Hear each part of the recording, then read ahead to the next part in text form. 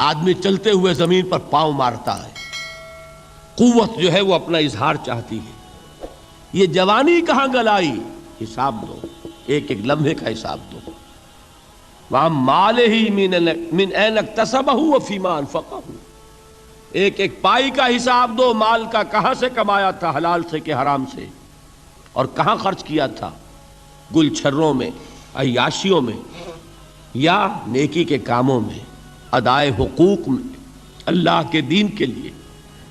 4 سوال ہو گئے، 2 زندگی کے بارے میں، ایک زندگی پوری بحیثیت مجموعی کہاں کس کام میں لگائی، اور خاص طور پر شباب کا دور کہاں لگایا۔ 2 سوال مال کے بارے میں، کمایا کہاں سے، حلال سے کہ حرام سے، جائز سے کہ ناجائز سے، خرچ کہاں کیا۔ اور آخری سوال وَعَمَّا عَمِلَ فِيمَا عَلِمَ، جو علم حاصل کیا تھا اس میں عمل کتنا کیا۔ علم کے انبار لگاتے چلے گئے اور عمل کے آغاز کی بھی نوبت نہ آئی۔ یہ علم جو ہے یہ اس روز سب سے بڑا وبال بن جائے گا انسان۔ اتنا علم اور عمل کچھ نہیں، بجائے کہ کریڈٹ کا ذریعہ بنے یہ الٹا ڈیبٹ کا کھاتا بن جائے گا۔ یہ جواب دہی کا احساس ہے کہ جس کی وجہ سے انسان کی ٹریجڈی جو ہے وہ دوہری ہے۔ کوئی حیوان اتنے بوجھ تلے نہیں، مشقت کی، محنت کی، اس زندگی میں ختم ہوئے، اس کے بعد کوئی محاسبہ نہیں۔ اس کو بھی غالب نے خوب کہا ہے کہ اب تو گھبرا کے یہ کہتے ہیں کہ مر جائیں گے، اور مر کے بھی چین نہ پایا تو کدھر جائیں۔ یہ ہے وہ ہیومن ٹریجڈی۔ اب میں آپ کو توجہ دلانا چاہتا ہوں، ایک تو گوتم بدھ کا فلسفہ، اس کے فلسفے کا مین تھیم یہ ہے سروم دکھم، all is pain, all is suffering۔ اور اس نے جو بھی اپنی محنت کی، یہ تو اللہ ہی بہتر جانتا ہے کہ اسے بعد میں ملا کیا اور کیا نہیں ملا۔ ایک بات آپ سے عرض کر دوں، گوتم بدھ کے بارے میں ایک بہت جید عالم، میرے نزدیک بر صغیر پاک و ہند کے علماء میں جو اس صدی کے علماء ہیں ان میں ان کا بہت اونچا مقام ہے، مولانا مناظر احسن گیلانی رحمۃ اللہ علیہ۔ گیلان قصبہ ہے ایک بہار کا، وہاں کے رہنے والے تھے، ان کی زندگی زیادہ گزری حیدرآباد دکن میں، عثمانیہ یونیورسٹی میں استاد رہے۔ انہوں نے گوتم بدھ کے بارے میں یہ لکھا ہے کہ میرا یہ گمان ہے کہ وہ بھی اللہ کے نبی تھے، اور اس کی دلیل دی ہے۔ قرآن مجید میں ایک رسول کا ذکر آتا ہے، ذوالکفل، اور یہ ذوالکفل وہ ہے جس کے بارے میں ہمیں کچھ پتہ نہیں۔ قرآن مجید میں بھی ایک جگہ ذکر آیا ہے۔ نمبر 2 یہ کہ کسی حدیث میں اس کی کوئی ہمیں وضاحت نہیں ملتی، نہ حضور سے پوچھا گیا، نہ حضور نے اس کی وضاحت فرمائی۔ اب یہ ذوالکفل ہے کون؟ تورات میں جو نبیوں کے نام آتے ہیں ان میں سے کسی نبی کا نام ذوالکفل کے آس پاس نہیں بنتا کہ یہ سمجھا جائے کہ یہ اس نام کی بگڑی ہوئی یا بدلی ہوئی شکل بن گئی ہے۔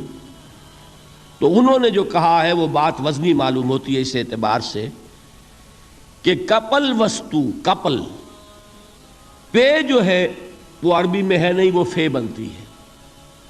تو ذوالکفل کے معنی کفل والا، اور یہ کفل جو ہے کپل، کپل والا، جس کو ہم کہتے ہیں کپل وستو کا شہزادہ۔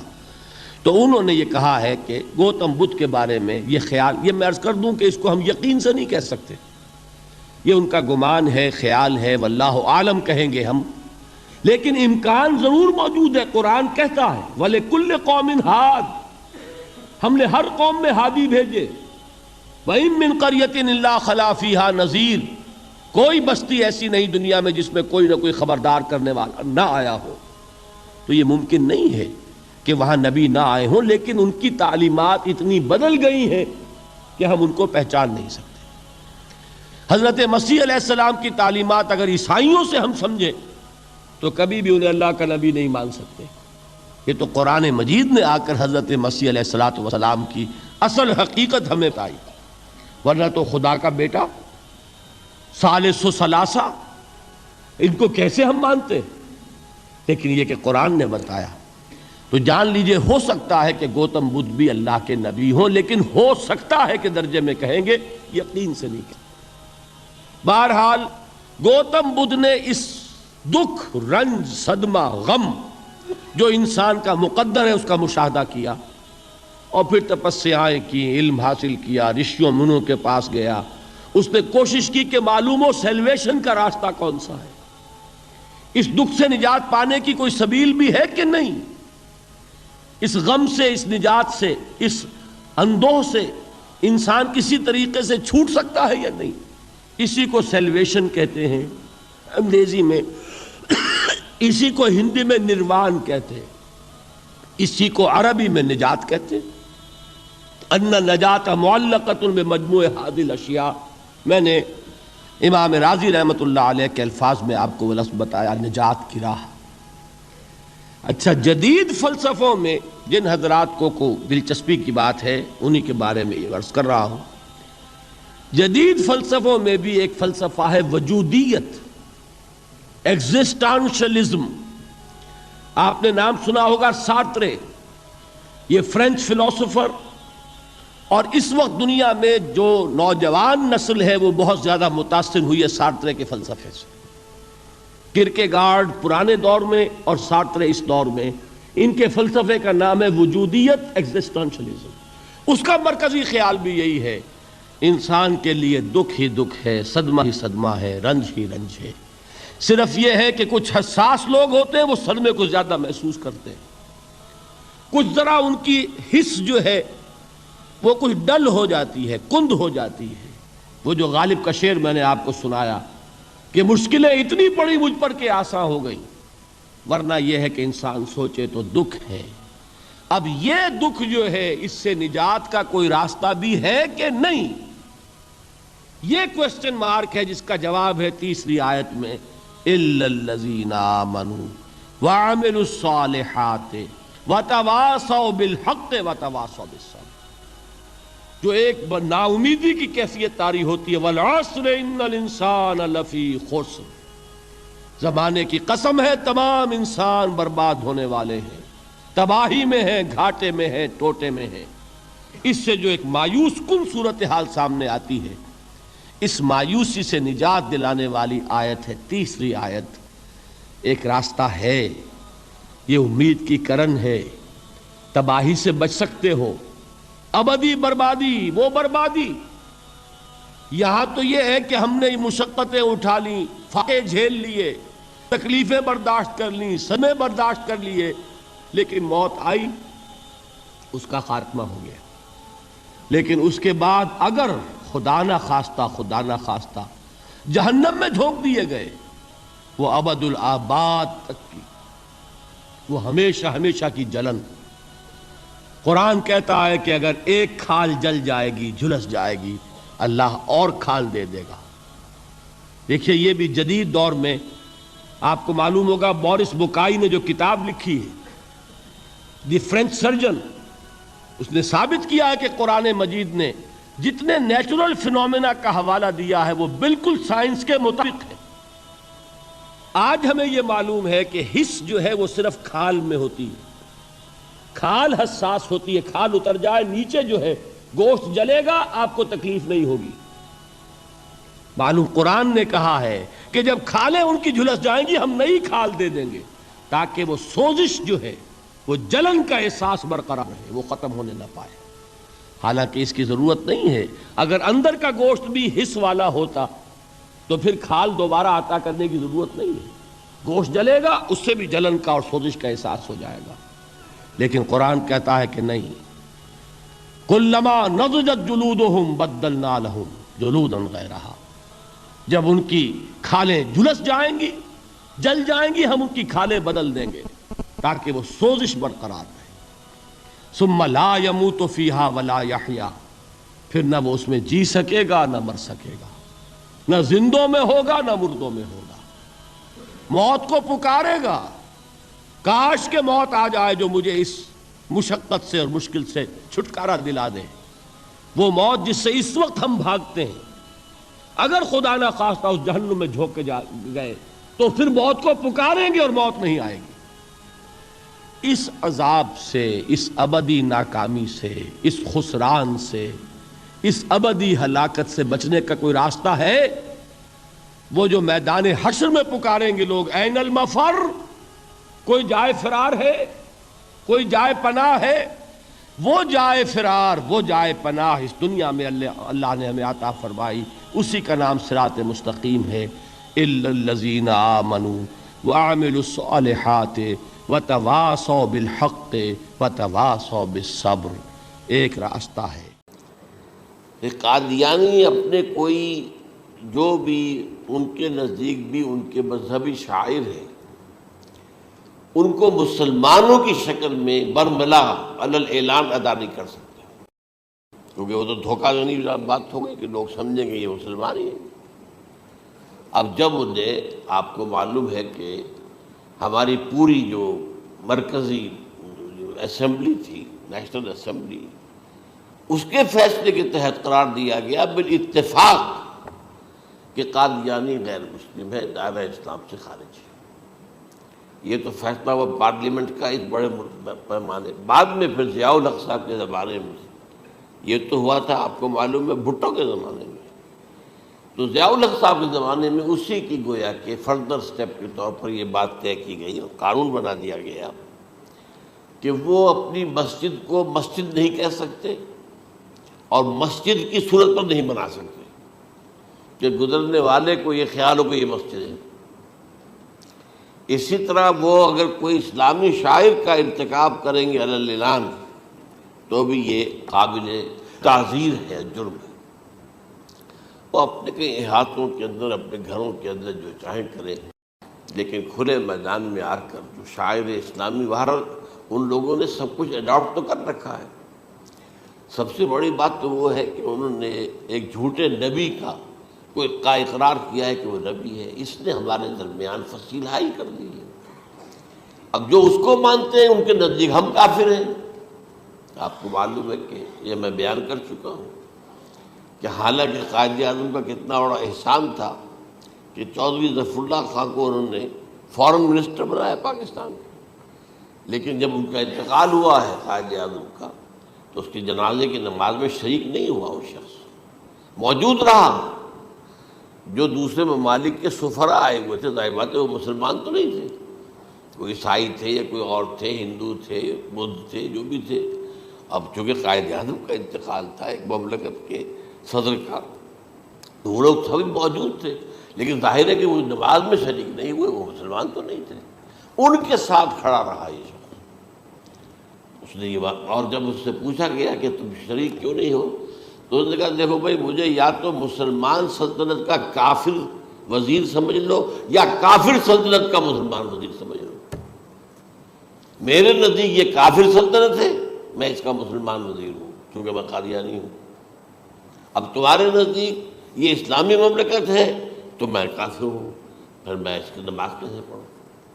تو بہرحال ان چیزوں کی وجہ سے جو دھوکہ دینے والا معاملہ ہو گیا، ورنہ کوئی اور لوگ ہوں یہاں پہ، ہمیں ان سے تعارض نہیں ہے۔ عیسائی بھی ہیں، اپنی تبلیغ کرتے ہیں، کوئی خلاف ان کے رد عمل نہیں ہوتا، الا یہ کہ کہیں یہ واقعہ پیش آ جائے یا کوئی یعنی خام خواہ کو شوشہ کوئی شرارتی لوگ اٹھا دیں کہ انہوں نے قرآن کی یہ جو ہے بے حرمتی کی ہے، تو یہ تو پھر تحقیق سے معلوم ہو سکتا ہے کہ واقعتاً کی تھی کہ نہیں کی تھی۔ لیکن ایک وقت میں جو اس پر تو ان کا احتجاج ہوتا ہے، لیکن یہ کہ ان کے جو ہے چرچ ہے ان کی ساری اور تبلیغ ان کی ہو رہی ہے اور بڑھ بھی رہی ہے تعداد ان کی، لیکن اس کے خلاف کوئی رد عمل تو ہمارے یہاں نہیں۔ تو یہ ہے اصل میں وہ بات۔ تو اس پر جو گفتگو شروع ہوئی تھی، میں آج اس کی تکمیل کرنے جا رہا ہوں۔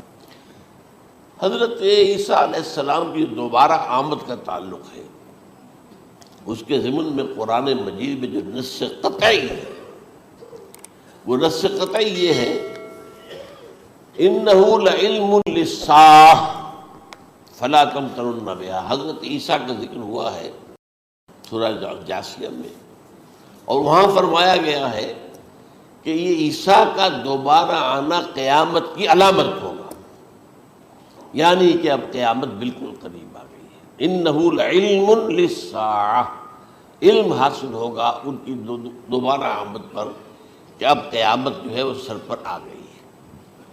اچھا، اس کے ایک اور جو ہے ذرا بالواسطہ دلائل جو قرآن مجید میں آئے ہیں، ایک ان میں سے یہ ہے کہ سورہ آل عمران میں جہاں حضرت مریم کو بشارت دے رہا تھا فرشتہ کہ آپ کے ہاں ایک بیٹا ہوگا، وہ بڑی حیران تھی کہ میرے ہاں کیسے بیٹا ہو جائے گا، ماں کن تو بغیہ، میں تو کوئی بدکار عورت تو نہیں ہوں، نہ میری کوئی شادی ہوئی ہے ابھی۔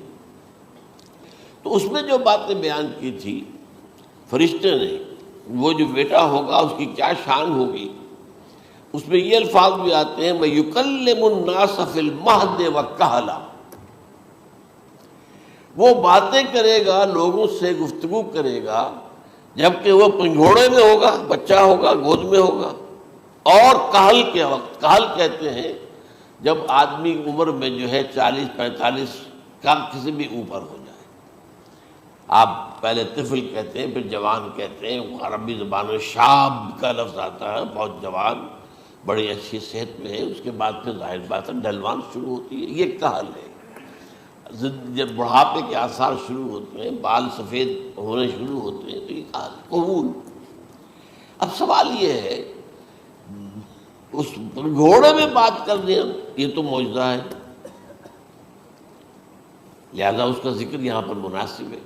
یہ بڑے ہو کر بات کرنے کی کیا ضرورت تھی کہنے کی، وہ تو سبھی کرتے ہیں انسان، یہ اسی لیے کہ معلوم ہو کہ کہولت بھی انہیں آئے گی یار، حالانکہ آپ کو معلوم ہے سب مانتے ہیں، عیسائی بھی مانتے ہیں، سب مانتے ہیں، 33 برس کی عمر میں انہیں اٹھا لیا گیا، اس دور میں تو کہولت آئی نہیں، اس لیے قرآن ذکر کر رہا ہے۔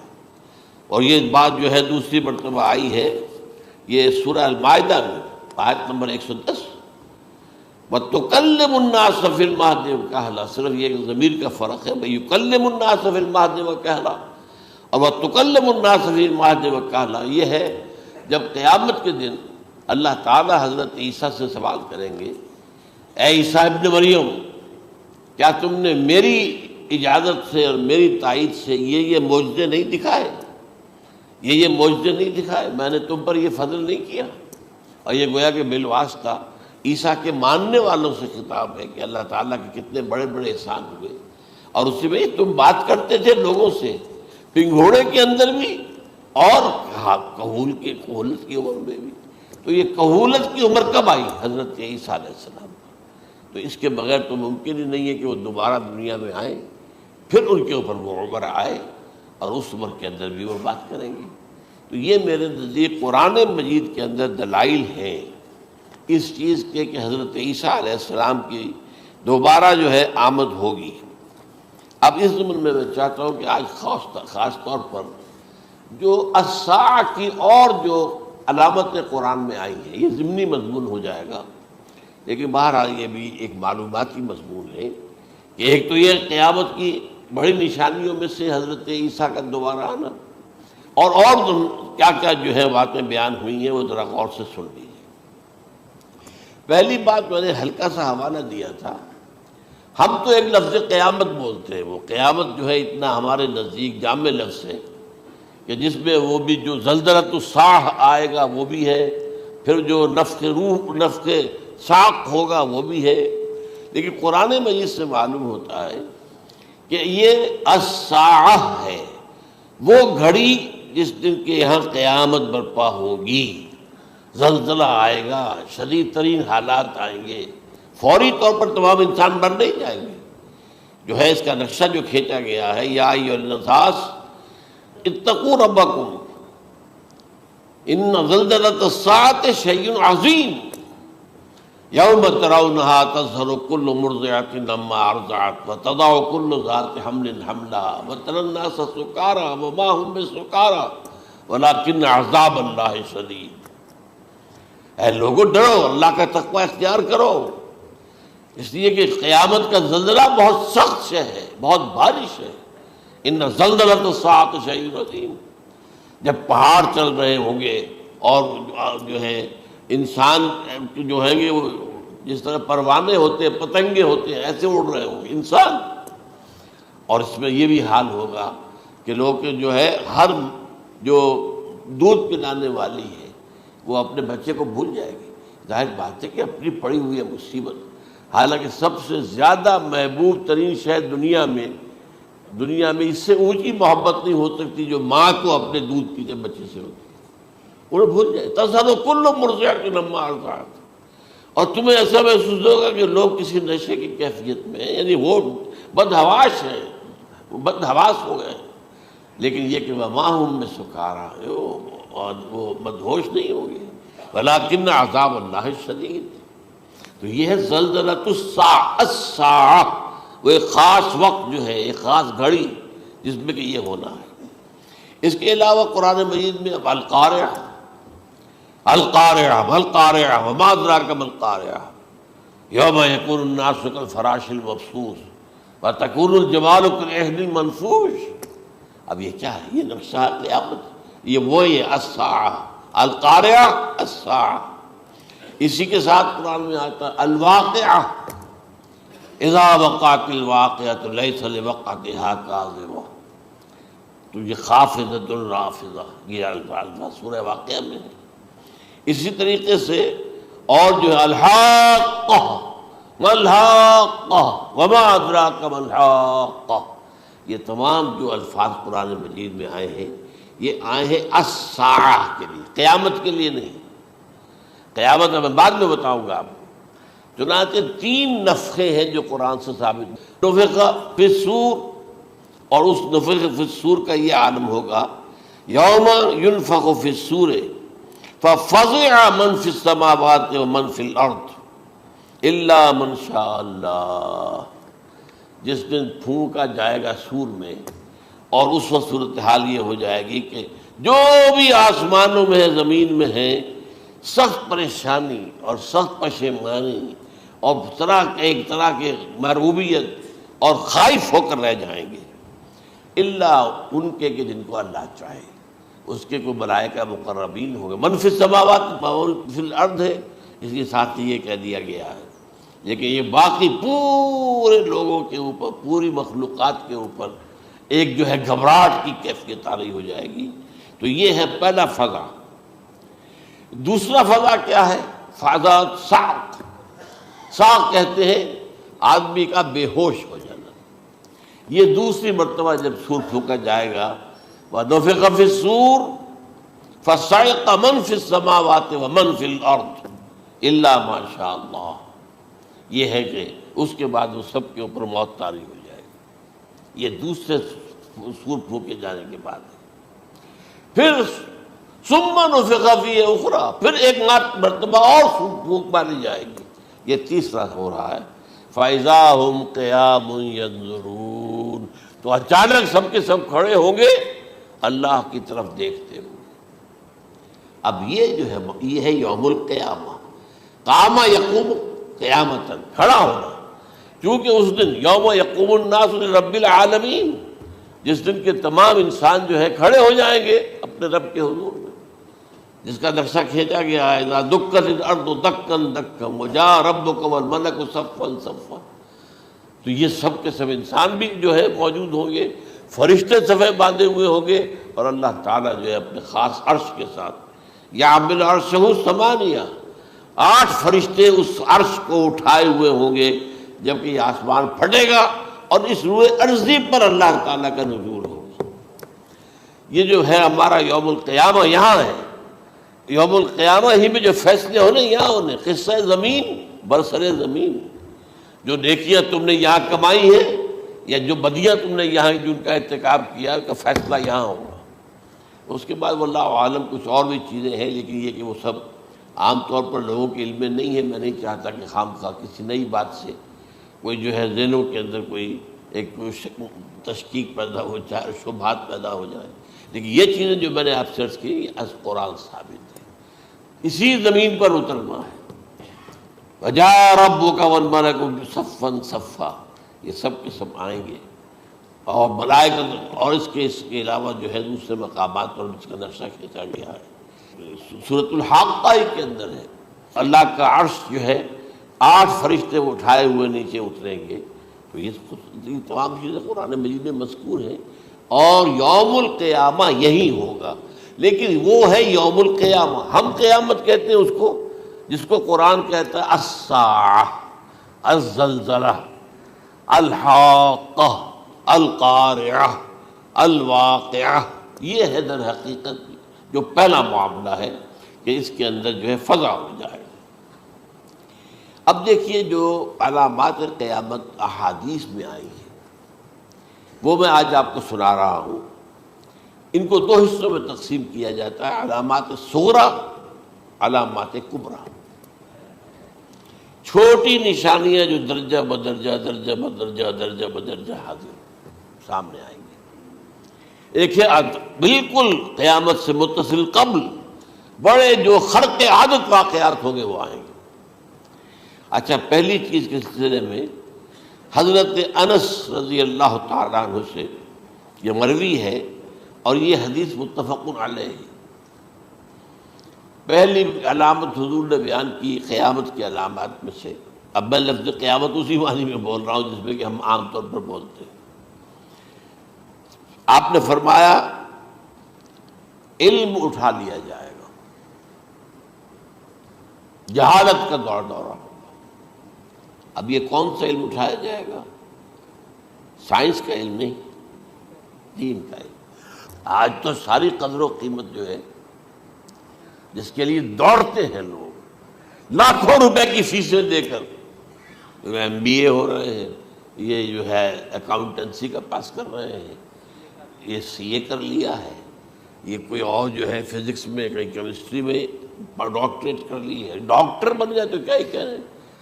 اس لیے کہ بڑی چیز جو پاکستان سے ایکسپورٹ ہوتی ہے وہ ڈاکٹر ہیں۔ اس جو اتنے بڑے پیمانے پر جو کالج کھلے ہوئے، 3 لاکھ روپے ایک سال کی فیس، 5 لاکھ روپے ایک سال کی فیس، یہ کیوں لیتے ہیں اور کیوں لوگ لیتے ہیں؟ کہ موقع مل جاتا ہے MBBS کر کے۔ امریکہ کے اندر بھی ڈیمانڈ ہے، ان کے ہاں ڈاکٹر جو ہیں جتنے ہونے چاہیے نہیں ہے، لہذا اور بھی بہت سی جگہوں پر ڈیمانڈ ہے۔ تو جس چیز کی مارکیٹ میں ڈیمانڈ ہے وہ علم ہے۔ آج علم کمپیوٹر کا علم ہے یہ، حالانکہ ان میں سے کسی کے اوپر لفظ علم کا اطلاق میرے نزدیک غلط ہے، جہالت ہے۔ علم وہ ہے جو ذہن کو جلا دے، جو سوچ کو جلا دے، روشنی پیدا کرے، دماغی روشنی، وسعت دے، انسان کے فکر کو وسعت دے، اس کے ذہنی جو ہے جو افق ہے اس کو وسیع کرے۔ علم تو وہ ہے جو حقیقت کے کیا علم بھی اس سے عطا فرمائے۔ قرآن ہے، حدیث ہے، باقی اور چیزیں جو اس سلسلے میں آ سکتی ہیں وہ ہے کہ جو قرآن اور حدیث کی سمجھنے میں مومن ہوں اور زیادہ جو ہے اس کے تک فہم کو آسان کر دیں۔ لیکن یہ کہ فرمایا علم اٹھا لیا جائے گا، جہالت کو فروغ ہوگا۔ ظاہر بات ہے ایک ہی بات ہوئی ہے۔ دوسرے نمبر پہ یہ کہ جہالت کو فروغ ہوگا۔ نمبر 3 زنا کثرت سے ہوگا۔ نمبر 4 شراب نوشی عام ہو جائے گی۔ نمبر 5 عورتوں کی تعداد بہت زیادہ ہو جائے گی، مردوں کی تعداد کم ہو جائے گی، یہاں تک کہ 50 عورتوں کا خیر خبر کرنے والا، کوئی نگرانی کرنے والا، وہ ایک مرد۔ اچھا، یہ تو ہے ایک حدیث جو میں نے آپ کو بیان کر دی، متفق علیہ، یہ بخاری اور مسلم دونوں میں ہے۔ دوسری حدیث بخاری کی ہے، اس کو حضرت ابو ہریرہ رضی اللہ تعالیٰ عنہ نے روایت فرمایا ہے، قیامت آئے گی جب امانت ضائع ہو جائے گی۔ آج ہمارے ہاں امانت کے ضائع ہونے کا جو نقشہ ہے شاید پوری دنیا میں کہیں اور نہیں۔ جس طرح کے غبن یہاں ہوتے ہیں، جس طرح کک بیکس جو ہے وہ لیے جاتے ہیں، اس غریب یعنی قوم غریب ہے لیکن یہاں وہ امیر بہت بڑے بڑے لوگ ہیں، وہ تو دنیا بھر کے ٹاپ کے امیروں کے اندر اس کا شمار ہو جائے گا۔ لیکن یہ کہ یہ سب امیر کیسے بنے؟ غبن بلین آف ڈالرز کا، اب تو اس سے کم کی تو بات ہی نہیں ہوتی۔ فلاں نے اتنے بلین جو ہے پیسے اپنا جو ہے قرضہ معاف کرا لیا۔ بھائی کس نے کیا، کون کرتا ہے معاف؟ یہ کسی کے باپ کی جاگیر ہے؟ یہ پیسہ بینک کے اندر حکومت کا ہے کہ حکومت کو اختیار ہو گیا وہ رائٹ آف کر دے ان کے جو ہے ان کی جائیدادیں کرو ضبط۔ لیکن ہوتا کیا ہے، بینک آفیسر بے ایمان ہے، وہ کہتا تھا 1 کروڑ کا قرضہ لے جاؤ، 10 لاکھ مجھے دے جاؤ، چاہے تم میرے پاس کوئی ڈاکومنٹ جو ہے ایسے نہیں دے سکتے، حالانکہ ہونا چاہیے کہ اتنا بڑا قرضہ لے رہے ہو تو ڈاکومنٹس یہاں پر ہمارے سامنے لاؤ، کہ اگر تم نہ دے سکو تو ہم ان ڈاکومنٹس کے ذریعے سے تمہاری جائیداد، تمہاری کوئی جاگیر، تمہاری کوئی اور چیز اس کو قبضہ کریں۔ جب وہ وقت آتا ہے دیکھتے ہیں تو یہ ڈاکومنٹس ہی فیک ہیں، اللہ خرچ کیا کرے گا کوئی؟ بینک کا باپ بھی واپس نہیں لے سکتا، اور یہ سب کس کی بے ایمانی ہے؟ وہ جو بیٹھا ہوا بینک مینیجر، سارا سودا اس کے ماں باپ ہوتا ہے کہ 1 کروڑ ہے نا، 10 لاکھ مجھے جو 90 تم لے جاؤ، باقی یہ کہ ٹھیک ہے میں تمہارے جو ڈاکومنٹس تم پیش کر رہے اس میں کوئی اعتراض نہیں کرتا، بس جاؤ۔ اور نمبر 2، حکومت نااہلوں کے سپرد ہو جائے گی۔ یہ ہے امام بخاری کی روایت کردہ روایت جو حضرت ابو ہریرہ سے۔ مسلم شریف میں ابو ہریرہ رضی اللہ تعالیٰ عنہ سے ایک اور روایت ہے، مال عام ہو جائے گا یہاں تک کہ زکوٰۃ قبول کرنے والا کوئی نہ ہوگا۔ یہ بات وہ ہے جو آج سعودی عرب اور UAE کے اندر آپ کثرت سے دیکھ سکتے ہیں۔ دولت جو ہے وہ ریل پیل، ابھی تھوڑا سا آیا ہے معاملہ خاص طور پر دبئی میں، کیونکہ وہاں بہت زیادہ کنسٹرکشن ہو رہی تھی، تو پوری دنیا میں آپ کو معلوم ہے کہ جو ریئل اسٹیٹ کہلاتا ہے اس کا حال بہت پتلا ہے، لیکن وہاں کے دولت ریل پیل ہے ہر جگہ پر۔ اور سب سے اہم متفق علیہ روایت، متفق علیہ کیا؟ وہ تو حضرت عمر سے بھی مروی ہے، ابن عمر سے بھی مروی ہے، ابن عباس سے بھی مروی ہے، ابو ہریرہ سے بھی مروی ہے، عبداللہ ابن مسعود سے بھی مروی ہے رضی اللہ تعالیٰ عنہ اجمعین۔ اور یہ وہ حدیث ہے جسے کہا جائے حدیث جبرائیل، جسے ام السنہ بھی کہا گیا۔ اس میں جو آخری سوال کیا حضرت جبرائیل نے حضور سے، چوتھا، پہلا یہ تھا کہ اسلام کیا ہے مجھے بتائیے، ایمان کیا ہے، اس کی حقیقت کیا ہے یہ مجھے بتائیے، تیسرا احسان کیا ہے یہ بتائیے، چوتھا یہ قیامت کے بارے میں بتائیے کب ہوگی۔ حضور نے فرمایا کہ اس کے بارے میں جس سے سوال کیا جا رہا ہے وہ اس سے زیادہ نہیں جانتا جو کہ سوال کر رہا ہے۔ اب اس کے کئی مفہوم ہو سکتے ہیں کہ بہرحال یا تو حضرت، چونکہ بعد میں معلوم ہوا کہ حضور نے پہچانا نہیں کہ یہ جبرائیل ہے، بلکہ جب سوال جواب ہو کر وہ چلا گیا شخص تو اچانک حضور کے ساتھ ذرا ردو ہو ہی لیا، ذرا بلانا اس کو دوبارہ لانا۔ اب جو دیکھا کہ یہ وجود ہی نہیں اس کا، آسمان نے اس کو اچک لیا، زمین نے نگل لیا، کیا ہوا ہے؟ پھر آپ نے وہ یہ جبرائیل تھے جو تمہیں تمہارا دین سکھانے آئے تھے، جبکہ تم سوال نہیں کر رہے ہو۔ یہ بڑے بیسک کوسچن تھے، اس لیے کہ دنیا کے ہمارا نظام اسلام پر ہے، ایمان پر نہیں ہے، اس لیے کہ ایمان کو ویریفائی کر ہی نہیں سکتے۔ کیسے پتہ ہوگا اس میں ایمان ہے یا نہیں ہے؟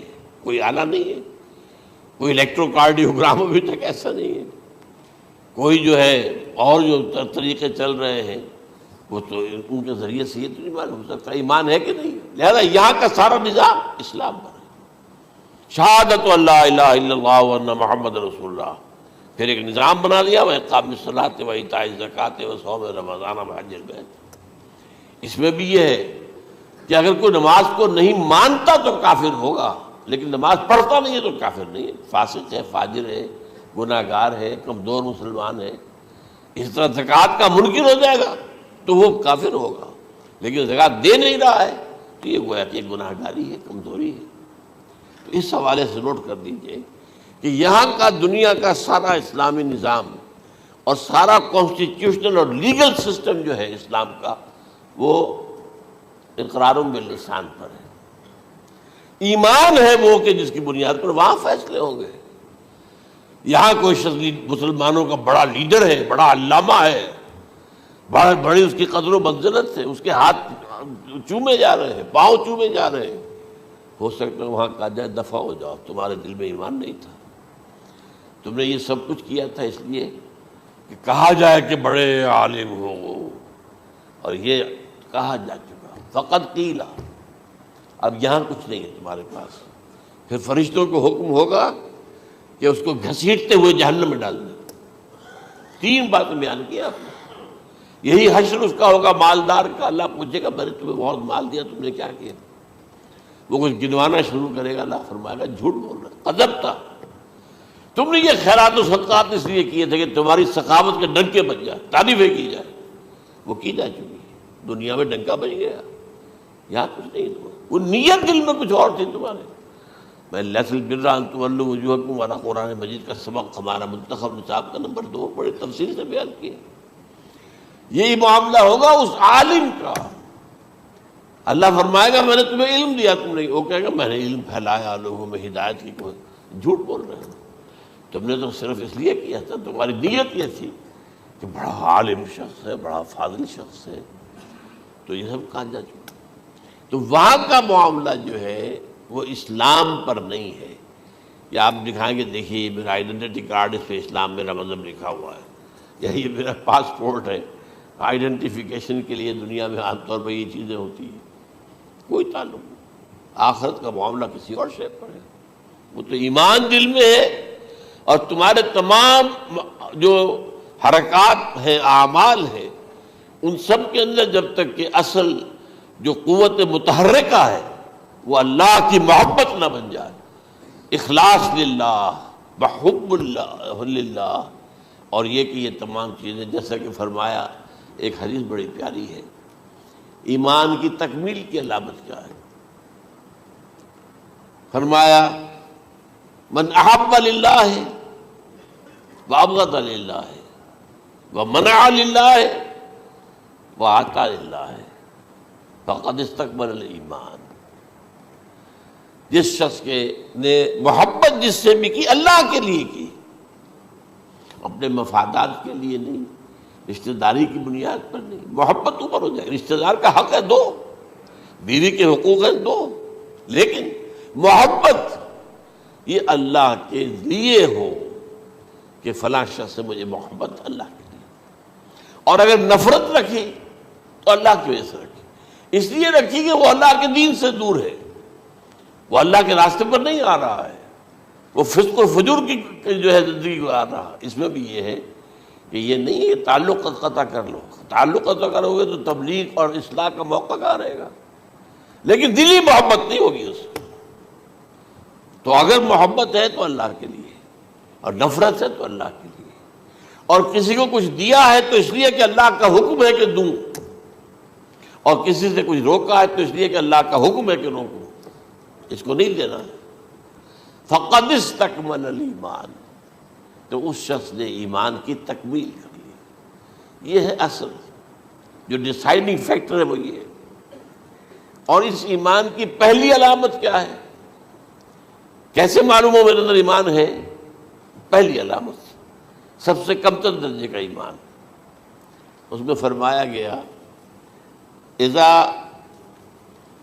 اساءت کا سیئۃ وحسنت کا حسنۃ فانت مومن، اگر کوئی اچھا کام کر کے خوشی ہو اور کوئی برا کام ہو جائے تو ملامت ہو، یہ کیا کر بیٹھا، یہ میں نے کیا کیا ہے، یہ مجھے نہیں کرنا چاہیے تھا۔ یہ اگر احساس ہے نیکی اور بدی کا تو تمہارے اندر ایمان ہے، یہ ایمان ہے ادنا درجے کا، اور وہ ایمان من احب للہ وابغض للہ واعطى للہ ومنع للہ فقد استکمل الایمان۔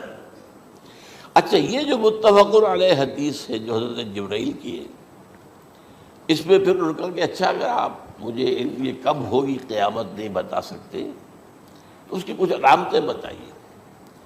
یہ بڑی عظیم تھا، کیونکہ یہ تو تمام احادیث کے اندر میں نے عرض کیا نا کہ سب سے زیادہ صحابہ سے منقول ہے، اور آپ نے فرمایا کہ جب لونڈی اپنی مالکہ کو جنے گی اور تم دیکھو گے کہ ننگے بدن ننگے پیر بھوکے ننگے بھیڑوں اور بکریوں کو چرانے والے اونچی سے اونچی عمارتیں بنانے میں ایک دوسرے کا مقابلہ کریں گے۔ اذا تلد الامۃ ربتہا، کیا بات ہے، یہ خاص الفاظ کیوں کہے گئے؟ اولاد والدین کے سامنے دب کر رہتی تھی، کبھی سینہ تان کر بات نہیں کرتے تھے۔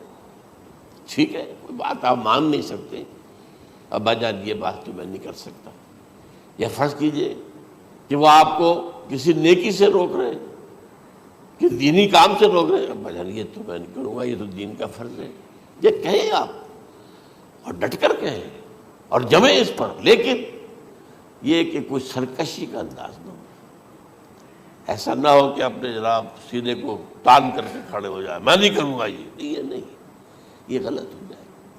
اچھا، اولاد میں بیٹی جو ہوتی تھی وہ زیادہ سبارڈینیٹ، سبمسو، بات ماننے والی، کہیں بھی سر اونچا نہ کرنے والی، اور آخری دور میں کیا ہوگا، بیٹیوں سے مائیں ڈریں گی، انہیں ٹوک نہیں سکتی کسی بات پر، پتہ نہیں کیا بک دے گی، کیا بکواس کر دے۔ یہ تو ہمارے ہاں ہو گیا ہے، باہر کیا ہے وہ تو آپ یہ بھی نہیں پوچھ سکتے۔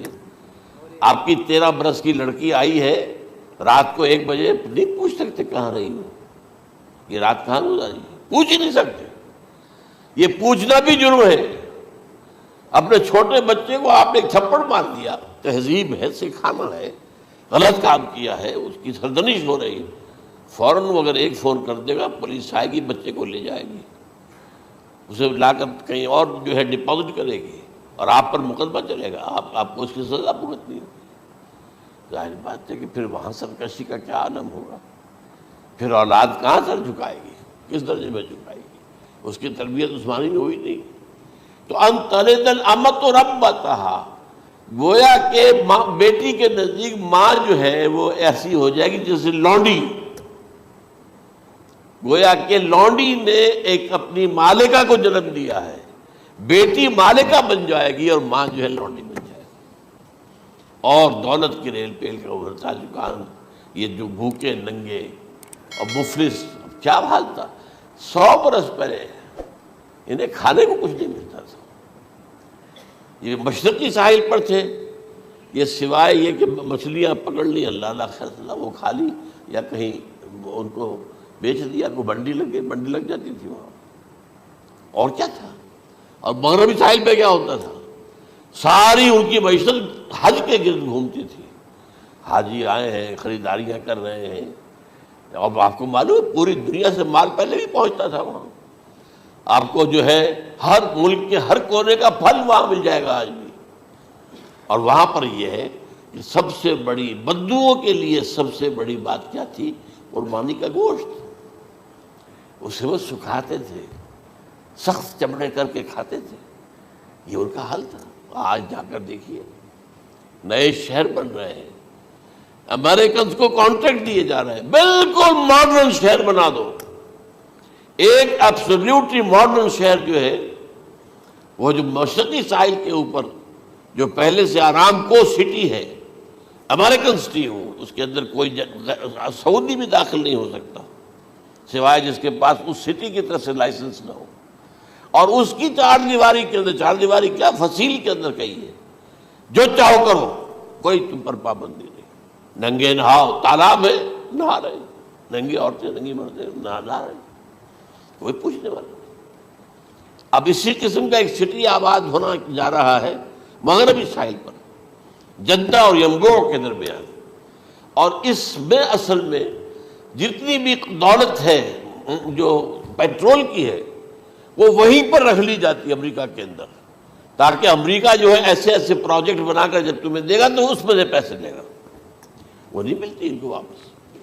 بہرحال یہ تو ایک میں نے ایک جگہ آپ سے ذکر بھی کیا تھا، دی کنفیشنز آف این اکنامک ہٹ مین، وہ کنفیشنز کی بات جو ہے اگر آپ میں سے کسی کو دلچسپی ہو تو اسے پڑھیں، کہ کس طریقے سے 1973 کے آئل امبارگو کے بعد جو شاہ فیصل شہید کے زمانے میں ہوا تھا، پھر جس طریقے سے امریکہ نے ان تمام ممالک کو جکڑ لیا ہے، اس کا پورا جو پروسیس کیا تھا وہ سامنے آتا ہے۔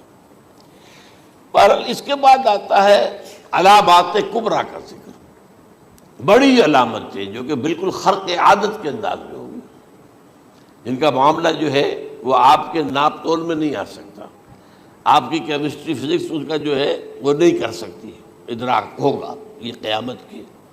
ان میں نمبر 1 کیا ہے، ایک بہت بڑا دھواں آئے گا، پوری دنیا کو لپیٹے گا۔ نمبر 2 دجال کا ظہور ہوگا، جو اپنی خدائی کا دعویٰ لے کر آئے گا اور بنوائے گا، اس کے ہاتھ میں ہو جائیں گے، قبضے میں ہو جائیں گے سارے ذرائع پیداوار کے، اس کی طرف یہ پہلا قدم اٹھ چکا ہو، ٹرپس کے نام سے معاہدہ ہو چکا ہے۔ کوئی ملک اپنا بیج پیدا نہیں کر سکتا، یہ بیج ہم نے ڈیولپ کیے ہیں۔ ان کے ڈیولپمنٹ سے پہلے تم ایک ایکڑ سے کتنی گندم لیتے تھے، آج کتنی لے رہے ہو؟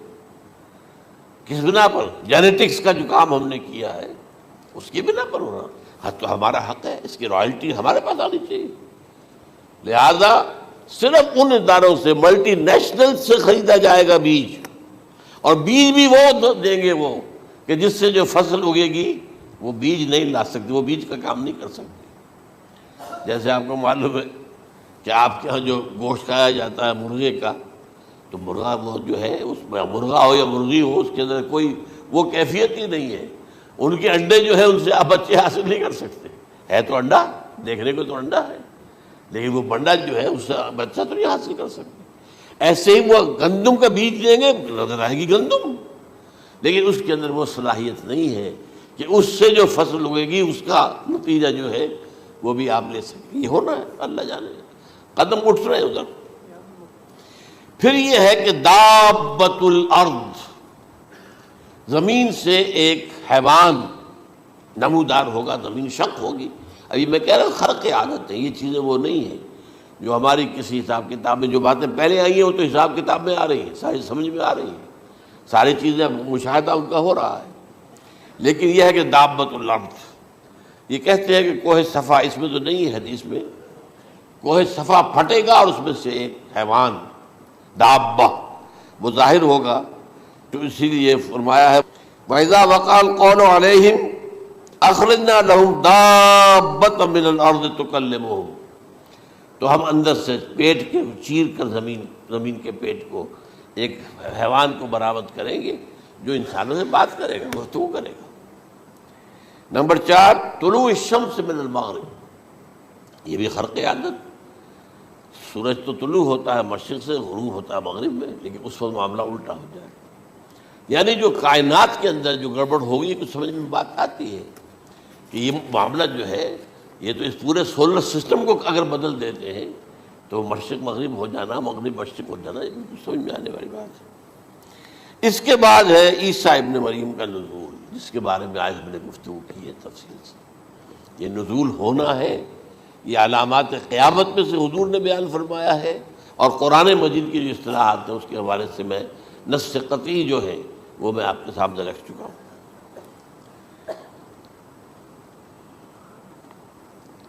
پھر یاجوج ماجوج کا ایک معاملہ ہے، یہ میں ابھی اس وقت زیادہ اس پر بات نہیں کر سکتا۔ حضرت عیسیٰ علیہ السلام کے نزول کے بعد 2 کام ہوں گے،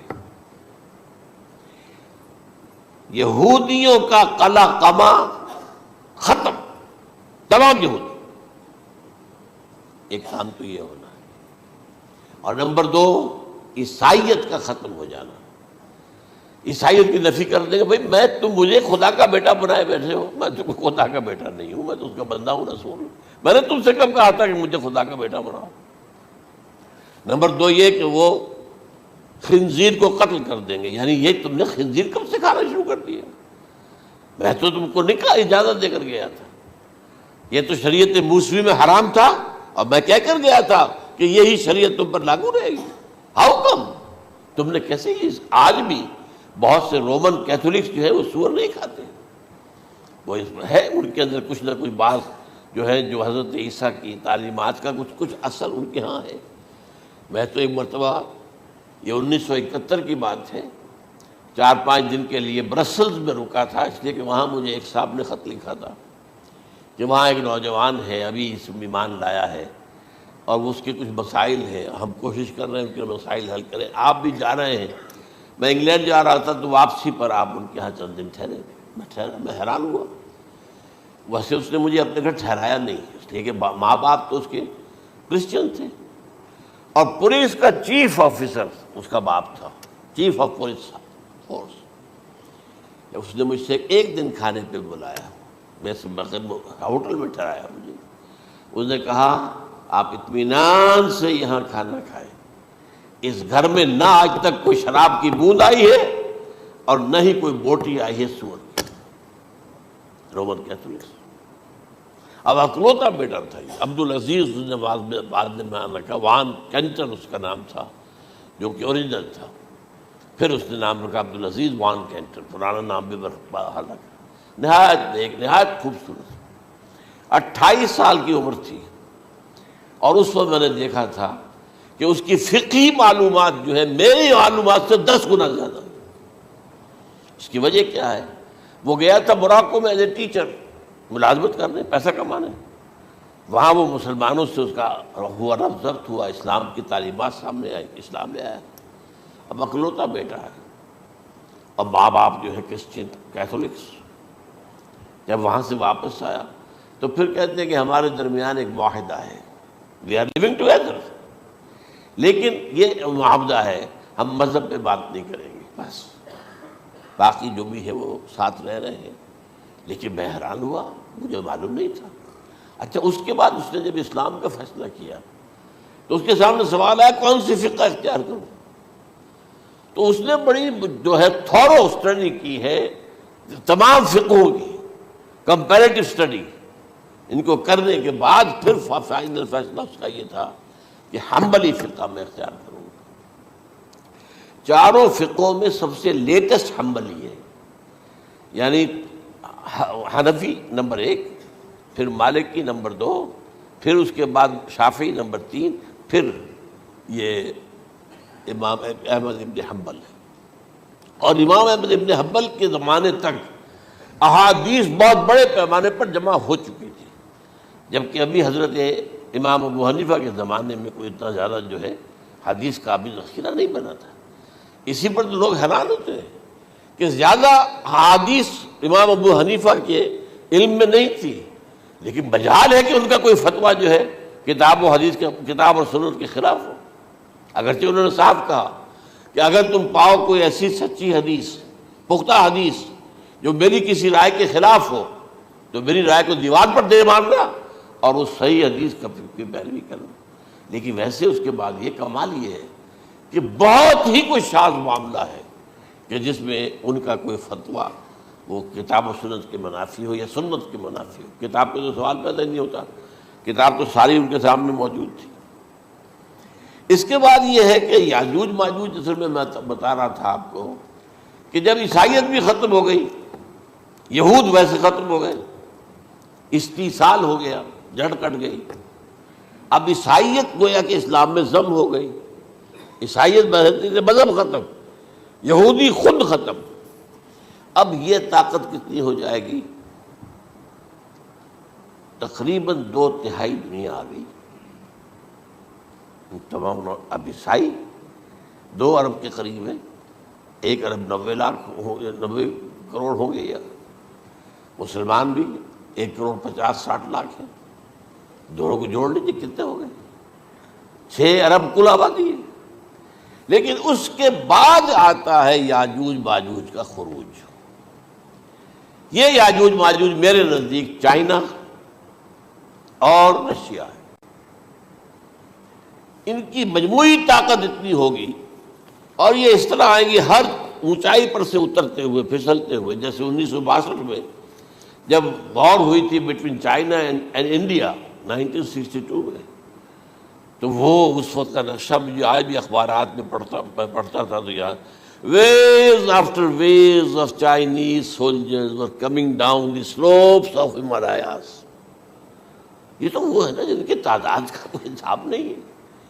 اور رشیا اور یہ مل کر جو ہے، میرا اندازہ یہ ہے کہ جب پہلے ملحمۃ العظمیٰ ہوگی وہ عیسائیوں اور مسلمانوں کے درمیان، اس وقت یہ دونوں پاورز نیوٹرل رہیں گی. لیکن غالباً یہ بات طے کر لیں گی کہ ویپنز آف ورلڈ جو ہے ماس ڈسٹرکشن، یہ استعمال مت کرنا. اگر یہ ویپنز آف ماس ڈسٹرکشن استعمال کرو گے تو ہم میدان میں آ جائیں گے.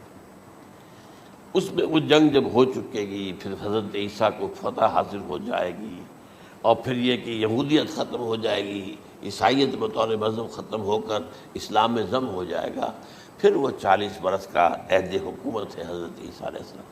لیکن جب یہ فتح ہو جائے گی ان پر، اب یاجوج ماجوج آئیں گے، اور اتنی تعداد میں آئیں گے کہ بحیرہ طبریہ جو ہے اس کا سارا پانی پی جائیں گے۔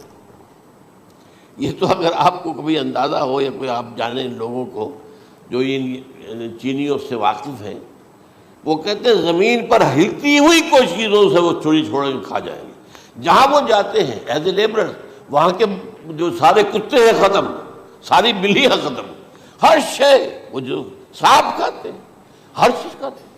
اور یہ تمام ایسٹرن کنٹریز کے اندر ہوتا ہے، بڑی ڈیلیشس ڈشز ہیں یہ سانپ وغیرہ وغیرہ۔ اور یہ جس طرح کھا جائے، پانی پی جائے، ایک قطرہ نہیں رہے گا اس پر۔ تو پھر جو ہے اللہ تعالیٰ اس وقت جو ہے اس میں ایک ایسی بیماری پیدا کرے گا کہ یہ سب مر جائیں، یہ معجزے سے ہوگا۔ یعنی ان کے اوپر فتح جو ہے وہ عام لڑائی کے ذریعے سے نہیں ہوگی، بلکہ اس کے اوپر فتح جو ہوگی وہ اللہ تعالیٰ سے بوجھ، ایک بیماری پیدا ہوگی، سب مر جائیں گے۔ اور اس کے بعد اللہ تعالیٰ ایسے پرندے بھیجے گا بڑی لمبی لمبی گردنوں والے، وہ ان سب کو کھا جائیں گے، جیسے ہمارے ہاں گدھ ہوتے ہیں، وہ ان کو صاف کر دیں گے۔ ورنہ تو یہ ہے کہ پوری دنیا کے اندر جو بدبو اور جو پیدا ہوتا معاملہ اس سے، تو اس نوع انسانی کی بقا ممکن نہیں تھی۔ ان کے خاتمے کے بعد پھر یہ ہوگا کہ حکومت اسلامی جو ہے پوری دنیا میں حضرت مسیح علیہ السلام کی ہوگی۔ 45 برس وہ رہیں گے، اسی میں وہ کہلن بھی آ جائے گا، وہ فی المہد و کہلن جو میں نے شروع میں بیان کیا تھا، اسی میں پھر یہ ہے کہ وہ شادی بھی کریں گے، ان کی اولاد بھی ہوگی، اور پھر ان کا انتقال ہوگا تو حضرت حضور صلی اللہ علیہ وسلم کے حجرے میں، وہیں پر جہاں حضور اور ابو بکر اور عمر رضی اللہ تعالیٰ عنہم دفن ہیں، وہیں پہ ان کو دفن کیا جائے گا۔ اور قیامت کے دن حضور فرماتے ہیں کہ میں اور یہ تینوں ساتھ نکلیں گے۔ تو یہ ہے واقعات و واقعات۔ بہرحال اس میں یہ ہے کہ یہ نوٹ کر لیجئے کہ جہاں تک ہمارے ہاں آج کل کا معاملہ ہے، میرے نزدیک میں یہ کہنے پر مجبور ہوں، جو رفع و نزول مسیح کو نہیں مانتا وہ کم سے کم منکر حدیث ضرور ہے۔ میں اس سے کم کا فتویٰ نہیں دے سکتا۔ اب یہ ہے کہ جو لوگ مہدی کو نہیں مانتے ان کا معاملہ میں مختلف سمجھتا ہوں، چند منٹ لے رہا ہوں آپ کے، اور اس لیے کہ ان کی حدیثیں صحیحین میں نہیں ہیں، بخاری مسلم میں نہیں، اور یہ کہ بہرحال ان کا معاملہ جو ہے وہ ایسا نہیں حضرت عیسیٰ کا۔ حضرت عیسیٰ کے آنے کا جو کچھ ہوگا وہ تو میں نے آپ کے سامنے بیان کر دیا، لیکن یہ ہے کہ حضرت مہدی ہمارے نزدیک اس میں خرق عادت کوئی ہے ہی نہیں۔ جیسے ہر صدی کے مجدد ہوتے ہیں، آخری صدی کے مجدد وہ ہوں گے، اور میرے نزدیک یہی آخری صدی ہے، اور اسی میں حضرت مہدی کا ظہور ہو جانا۔ سعودی عرب میں کوئی خانہ جنگی ہوگی کسی بادشاہ کے انتقال پر، اور پھر اس وقت یہ ظاہر ہوں گے، اس وقت ملک کے حالات کو سنبھالنے کے لیے لوگ ان کو زبردستی نکالیں گے، چھپے ہوئے ہوں گے ایک گھر میں۔ یہ حضرت ام سلمہ رضی اللہ تعالی عنہ کی روایت ہے کہ ایک بادشاہ کے انتقال پر یہ خانہ جنگی ہو جائے گی، اور ایک شخص مدینے سے بھاگ کر مکے میں چھپ جائے گا۔ یہ تو ہے ان کے الفاظ، میں توجیہ کر رہا ہوں۔ یہ لوگ ان کی طرف دیکھ رہے ہوں گے کہ یہ جو وقت آیا ہے فتنے کا ہماری قوم پر، ہمارے ملک پر، تو ان کی شخصیت ایسی ہے کہ یہ بیچ میں آئیں، صلح صفائی کرائیں، اور وہ جو ہے اس ذمہ داری سے بچ کر بھاگیں گے اور جا کر مکے میں چھپ جائیں گے۔ پھر لوگ انہیں تلاش کر کے نکالیں گے اور زبردستی ان کے ہاتھ پر بیعت کریں گے، ورنہ وہ اتنے بڑے منصب کو۔ اور پھر یہ بھی ہے، ایک حدیث میں آتا ہے یصلحُ فی لیلۃ واحدہ، ایک رات میں ان کی مکمل اصلاح کر دیں گے۔ یعنی اگر کوئی تھوڑا بہت نقص اور عیب کوئی ہوا بھی، کوئی کمی کوتاہی ہوئی بھی، تو اللہ تعالیٰ ایک رات میں اصلاح کروا دیں گے۔ لیکن ہمارے نزدیک اس قدر کوئی خرق عادت ہے ہی نہیں۔ البتہ جو کہتے ہیں اہل تشیع، وہ خرق عادت ہے کہ ان کے 12ویں امام جو ہے وہ بچپن ہی کے اندر اس خوف سے کہ جو بنو عباس بادشاہ ہیں وہ ان کو قتل کر دیں گے، تو وہ ایک غار میں چھپا دیے گئے۔ اب وہ 1200 برس سے اس غار کے اندر چھپے ہوئے، اور اس کے بعد وہ ظاہر ہوگی، وہ امام مہدی ہوں گے۔ اس میں خرق عادت ہے، لیکن میں یہ کہتا ہوں کہ محض خرق عادت کی بنیاد پر ہم اس کی نفی نہیں کریں گے۔ کیوں؟ کیا ہم یہ نہیں مانتے کہ اصحاب کہف 300 برس تک سوئے رہے؟ یہ کیا عام بات ہے؟ حضرت عزیر علیہ السلام اللہ نے انہیں موت دی، موت، اور 100 برس کے بعد زندہ کر کے اٹھا لیا۔ تو خرق عادت حضرت عیسیٰ کو ہم اتنا بڑا خرق عادت مانتے ہیں کہ اٹھا کر آسمان پر، تیسرے آسمان کے اوپر ہیں، موجود ہیں، اب بھی ہیں۔ شب معراج میں تیسرے آسمان پر حضور کی ملاقات ان سے ہوئی۔ تو یہ خرق عادت کی بنیاد پر نفی نہیں ہم کرتے، ہو سکتا ہے، لیکن یہ کہ اس کے لیے ہمارے پاس کوئی دلیل نہیں، کوئی احادیث نہیں، کچھ نہیں، اس لیے ہم اس کو نہیں مانتے۔ البتہ خود وجود جو ہے حضرت مہدی کا وہ کوئی عجیب بات نہیں ہے، وہ تو جیسے پہلے بھی آئے ہیں ہمارے مجددین، ایسے مجدد ہوں گے اور دین کو تازہ کر دیں گے۔ ایک صحیح اسلامی ریاست جو ہے وہ عرب میں قائم ہو جائے گی دوبارہ۔ حضور نے فرمایا وہ عدل اور انصاف سے عرب کو اسی طرح بھر دے گا جیسے کہ وہ اس سے پہلے ظلم اور جور اور زیادتیوں کے سے بھری ہوئی ہوگی۔ تو یہ کام ہوگا، یہ تو مجدد کا کام ہوتا ہی ہے اس حوالے سے۔ لیکن بہرحال میں نے پھر بھی کہا کہ اگر احادیث کی کمزوری کی وجہ سے کہ صحیح عین میں نہیں ہے، اگر کوئی شخص انکار کرے تو مجھے کوئی اعتراض نہیں ہے، ٹھیک ہے۔ لیکن جو حضرت عیسیٰ کے نفع سماوی اور حضرت عیسیٰ کے نزول کا انکار کرتا ہے، وہ کم سے کم، میں انہیں اور آگے کوئی فتویٰ نہیں دیتا کہ وہ کافر ہو گئے یا یہ ہو گئے یا وہ ہو گئے، لیکن منکر حدیث کے لائن میں تو وہ لازماً کھڑے ہو گئے، کیونکہ اتنی واضح پکی حدیثیں ہیں حضرت مسیح کے نزول کی، اور علامات قیامت میں جس طرح ان کا ذکر آتا ہے کہ اس سے انکار جو ہے وہ جب تک آپ پوری حدیث کے ذخیرے کا انکار نہ کریں اس وقت تک ممکن نہیں ہے۔